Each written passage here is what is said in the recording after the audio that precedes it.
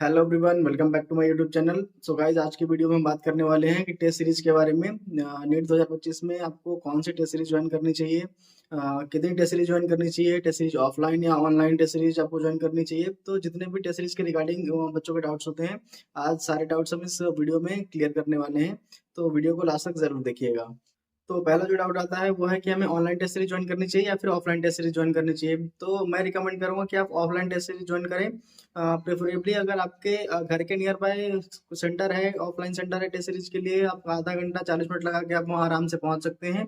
तो आपको offline test series join करनी चाहिए, क्योंकि आपका नीट का एग्जाम भी ऑफलाइन होने वाला है। तो आपकी प्रॉपर एग्जाम वाला माहौल मिलेगा वहाँ पे ऑफलाइन टेस्ट सीरीज में।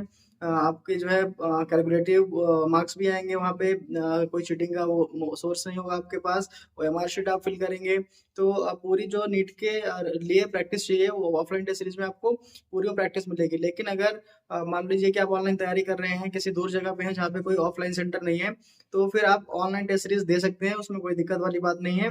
लेकिन ऑफलाइन ऑनलाइन टेस्ट सीरीज में फिर आपको एक चीज़ मेंटेन करनी होगी कि आप जो है ओएमआर शीट जो है प्रिंट आउट करवा लीजिए, क्योंकि अगर आप क्वेश्चन पेपर को प्रिंट आउट करवाने जाते हैं तो वो थोड़ा कॉस्टली पड़ सकता है आपको।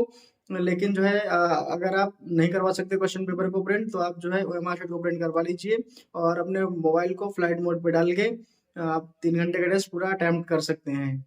तो काफी स्टूडेंट्स ऐसे होते हैं जो ऑफलाइन टेस्ट सीरीज इसलिए ज्वाइन नहीं करते हैं क्योंकि वो कॉस्टली पड़ती है, 8,000 10,000 पूरे टेस्ट का लास्ट में पड़ेगा आपको चार्ज। लेकिन गाइस, के लिए आपको एग्जाम का माहौल बन जाएगा। तो अगर आपके पास पैसे की दिक्कत नहीं है, आप अफोर्ड कर सकते हैं, तो आपको ऑफलाइन टेस्ट सीरीज जरूर ज्वाइन करनी चाहिए।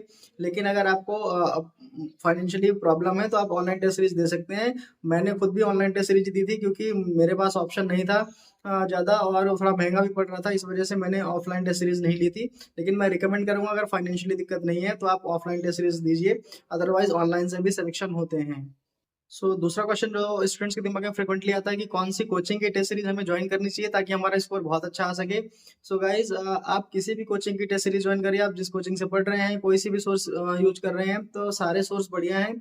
सभी टीचर्स मेहनत करते हैं, सारी कोचिंग की फैकल्टीज जो है मेहनत करती है टेस्ट पेपर को बनाने में। तो आप किसी भी कोचिंग का टेस्ट पेपर यूज कर सकते हैं। लेकिन जैसे आप बिना टेस्ट सीरीज परचेज किए हुए भी अगर आप टेलीग्राम वगैरह से कुछ क्वेश्चन पेपर वगैरह देख लेंगे किसी भी कोचिंग का, तो सारे अवेलेबल है। आकाश के, एलन के, पीडब्ल्यू के सब टेलीग्राम पे अवेलेबल होते हैं। तो आप उनको देख सकते हैं और आप खुद एनालाइज कर सकते हैं कि आप आपकी जो थिंकिंग के हिसाब से जो है कौन सा पेपर आपके लिए बढ़िया है। मतलब पेपर को डिसाइड कैसे करें कि बढ़िया है। या तो यार, जैसे फुल सिलेबस टेस्ट दे रहे हो तो एक ही वैरायटी के क्वेश्चन ना हो, एक ही टॉपिक से बहुत सारे क्वेश्चन ना हो। जैसा नीट में आता है कि सभी टॉपिक से बराबर क्वेश्चन पूछे जाते हैं, अगर इस टाइप की टेस्ट सीरीज होती है तो आपके लिए बेस्ट है। और आई थिंक सभी कोचिंग्स में ऐसा फॉलो किया जाता है कि सभी टॉपिक से प्रेफर करते हैं कि वो क्वेश्चन पूछा जाए। तो आप किसी भी कोचिंग की टेस्ट सीरीज ज्वाइन कर सकते हैं, इसमें कोई दिक्कत वाली बात नहीं है, सभी अपने लेवल पे बेस्ट हैं। अगला जो डाउट आता है स्टूडेंट्स का कि कितने टेस्ट सीरीज अपना हमें ज्वाइन करनी चाहिए। तो यार मैं कहूंगा आपकी आपको वो डिपेंड करता है आप पे कि आपकी तैयारी कैसे चल रही है। अगर आपका सिलेबस खत्म हो चुका है और आपको सिर्फ टेस्ट सीरीज और प्रीवियस ईयर क्वेश्चन लगा के आपको अपना रिवीजन करना है, तो आप 2-3 कोचिंग को कंसिडर कर सकते हैं, उनकी टेस्ट सीरीज लगा सकते हैं। तो इससे एक फायदा क्या होता है वैरायटी ऑफ टेस्ट सीरीज लगाने से, कि मान लीजिए आप किसी कोचिंग ए में इनरोल्ड है और आपके वहाँ पे बहुत अच्छे मार्क्स आ रहे हैं, तो कभी कभी ऐसा होता है कि हमें उस टाइप के क्वेश्चन, कोचिंग वाले जिस टाइप के क्वेश्चन पूछते हैं उस टाइप के क्वेश्चन से हम यूज हो जाते हैं। तो हमें पता होता है कि अच्छा, इस टॉपिक से यहाँ पे ऐसा क्वेश्चन पूछा जाता है, तो हमें उसे पता होता है। लेकिन नीट में कैसा सवाल आएगा वो हम नहीं प्रेडिक्ट कर सकते, इसलिए वैरायटी अगर अपने पास होती है तो वैरायटी में अपने को ऑप्शन बढ़िया मिलते हैं। तो हर जगह से जो जो भी एग्जामिनर जो भी थिंक कर सकता है, तो मैक्सिमम पॉसिबिलिटीज होती हैं कि हम सारे क्वेश्चंस को वहां से अवेयर, वैरायटी ऑफ क्वेश्चन से अवेयर हो पाएंगे। तो ये फायदा होता है मल्टीपल टेस्ट सीरीज में। तो अगर आपका रिवीजन स्टार्ट हो चुका है और आप टेस्ट सीरीज के थ्रू रिवीजन करना चाहते हैं, तो आप मल्टीपल टेस्ट सीरीज को कंसिडर कर सकते हैं। बाकी अगर अभी आपका सिलेबस खत्म नहीं हुआ है और आप तैयारी अपने सिलेबस खत्म करने में लगे हुए हैं, तो आप जहां से भी तैयारी कर रहे हैं, जिस भी सोर्स से आप तैयारी कर रहे हैं, आप उसी के टेस्ट सीरीज को कंसिडर कर लीजिए। बाद में टाइम मिले तो फुल सिलेबस टेस्ट, एलन के, आकाश के मेजर टेस्ट सीरीज जो है, आप उनको अगर कंसिडर कर लेंगे बाद में 2-3 टेस्ट लगा लीजिए, तो वो भी आपके लिए काफी रहेगा कि थोड़ा सा आइडिया लग जाएगा कि मतलब ऐसा नहीं है कि एक ही कोचिंग में मेरा अच्छा स्कोर आ रहा है तो बाकी टेस्ट में नहीं आ रहा है। तो उससे आपको एक थोड़ा आइडिया मिल जाएगा।